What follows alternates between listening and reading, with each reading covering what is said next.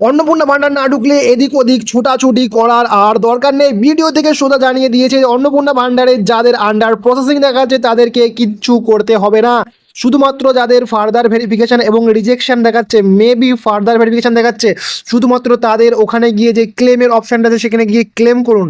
আপনার ডকুমেন্টস দিয়ে সব কিছু দিয়ে ওখানে ক্লেম করুন। আপনি নিজের থেকেই অনলাইনে পোর্টালে করতে পারবেন এটা।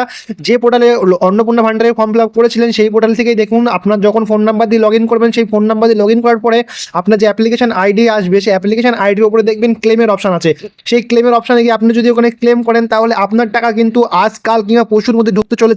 তো এখনই যান, অন্নপূর্ণা ভান্ডার নিয়ে এদিক ওদিক ছোটাছুটি না করে আপনার নিকটবর্তী যে কোনো সিএসপিতে অথবা নিজের ফোন থেকে আপনি এই ছোট্ট কাজটা করতে পারবেন। তো এখনই যান, ক্লেমটা করে নিন। ক্লেম করলেই আপনার কিন্তু অন্নপূর্ণা ভান্ডারের টাকা কালকে কিংবা পরশু দিনের মধ্যে ঢুকে যাবে। তো দেরি না করে তাড়াতাড়ি যান আর এদিক ওদিক ছোটাছুটি করা বন্ধ করুন, কারণ সরকার এখন আপনাদের সবকিছু নিজের হাতে দিয়ে দিয়েছে। তো এদিক ওদিক লোকের কথায় কান না দিয়ে, গুজবে কান না দিয়ে আপনি একটু অপেক্ষা করুন। আর যাদের এরকম দেখা যাচ্ছে ফার্দার ভেরিফিকেশন, তাদের কিন্তু কি করতে হবে, ক্লেম করতে হবে। ক্লেম করলে তাদের কিন্তু টাকা ঢুকে যাবে। ধন্যবাদ ভিডিওটা শেষ পর্যন্ত দেখার জন্য। দেখা হচ্ছে পরের এরকম কোনো এরকম ভিডিও পাওয়ার জন্য চ্যানেলটিকে সাবস্ক্রাইব করুন।